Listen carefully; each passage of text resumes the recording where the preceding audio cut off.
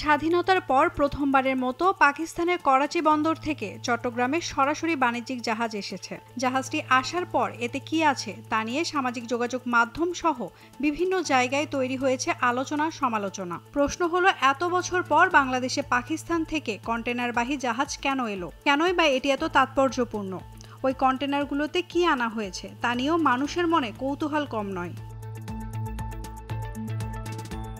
গত 13ই নভেম্বর পাকিস্তান থেকে আসা জাহাজটির নাম MV ইউয়ান জিয়ান ফাজং। পণ্য খালাসের পরদিনই জাহাজটি বন্দর ত্যাগ করেছে বলে জানিয়েছে চট্টগ্রাম বন্দর কর্তৃপক্ষ। এছাড়া ওই জাহাজে 370টি কন্টেনার আসছে বলেও জানা গেছে। চট্টগ্রাম কাস্টমস হাউসের উপকমিশনার মোহাম্মদ সাইদুর রহমান জানান, এসব কন্টেইনারে ফেব্রিক্স, চুনাপাথর, soda ash, magnesium carbonate, dolomite এসেছে। এগুলোর মোট ওজন ৬,৩৩৭ টন। এর মধ্যে ১১৫ কন্টেইনারে সোডা অ্যাশ রয়েছে। এছাড়া ৪৬ কন্টেইনারে ডলোমাইট রয়েছে। কাস্টমস কর্মকর্তারা জানিয়েছেন, কন্টেইনারগুলোর মধ্যে বেশিরভাগই টেক্সটাইল শিল্পের কাঁচামাল। এর মধ্যে আরও আছে কাঁচ শিল্পের কাঁচামাল, গাড়ির যন্ত্রাংশ, রং, কাঁচামাল কাপড়। ৪২টি কন্টেইনারে রয়েছে পেঁয়াজ, ১৪টি কন্টেইনারে রয়েছে আলু। এছাড়া এসব পণ্যের আমদানিকারক প্রতিষ্ঠান হলো আকিজ গ্লাস কারখানা, Pacific jeans, square pharmaceuticals, Nasir glass, X ceramics, Hafiz corporation এবং এমআর ট্রেডিং সহ বিভিন্ন প্রতিষ্ঠান। পাকিস্তান থেকে আসা সবগুলো কন্টেইনার করাচি থেকে লোড হয়নি। এর মধ্যে কিছু কন্টেইনার দুবাই থেকে বাংলাদেশে আনা হয়েছে। পাকিস্তান থেকে 297টি কন্টেইনার লোড করা হয়েছে। দুবাই থেকে আসা কন্টেইনারে খেজুর, মার্বেল ব্লক, কপার ওয়্যার, জিপসাপ এবং লোহার টুকরো।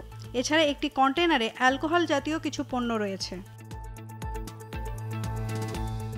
জানা গেছে, দুবাই তো চট্টগ্রাম রুট ধরে আসা জাহাজটির পরবর্তী গন্তব্য ইন্দোনেশিয়া। নতুন এই সার্ভিসটি চালু করেছে দুবাই ভিত্তিক একটি প্রতিষ্ঠান। পরবর্তীতে বাণিজ্যিক সম্পর্ক পুনরায় স্থাপিত হলেও পাকিস্তান থেকে সাধারণত সরাসরি পণ্যবাহী জাহাজ চট্টগ্রামে আসতো না। সে দেশের পণ্যবাহী জাহাজ প্রথমে শ্রীলঙ্কায় কন্টেনার খালাস করত, এরপর জাহাজ বদল করে সেসব কন্টেনার বাংলাদেশে আসতো। বাংলাদেশের ক্ষমতাচ্যুত সাবেক প্রধানমন্ত্রী শেখ হাসিনার শাসনামলে দুই দেশের মাঝে শীতল সম্পর্ক ছিল।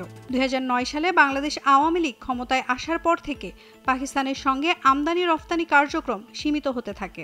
তখন নিরাপত্তার কারণ দেখিয়ে পাকিস্তান থেকে আমদানি করা অধিকাংশ পণ্য লাল তালিকাযুক্ত করে জাতীয় রাজস্ব বোর্ড।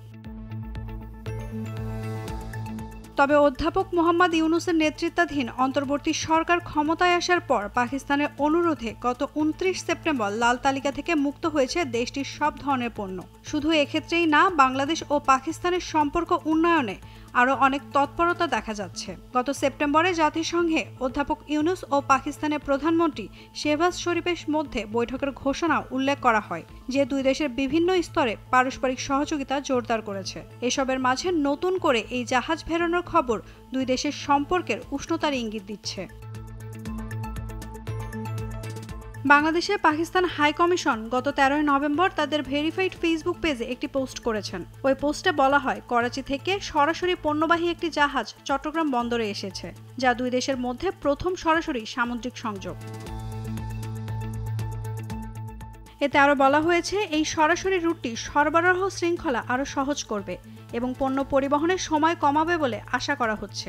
প্রায় ২৩০০টি ধারণ ক্ষমতার এই জাহাজটি বিভিন্ন ধরনের পণ্য বহন করে এনেছে, যা দুই দেশের মধ্যে সরাসরি বাণিজ্যের ক্রমবর্ধমান চাহিদার প্রতিফলন। পাকিস্তানের সরকারি তথ্য অনুযায়ী ২০২৩ সালে পাকিস্তান থেকে বাংলাদেশে ১৭,০০০ কন্টেইনার এসেছে, আর এবছরে ৩১ জুলাই পর্যন্ত বাংলাদেশ থেকে ১৬,০০০ কন্টেইনার পাঠানো হয়েছে। তবে এই আমদানি রফতানি সরাসরি না হয়ে শ্রীলঙ্কা বা দুবাইয়ের মাধ্যমে চলছিল। নাওমিন নাসরিন, ডেইলি সান।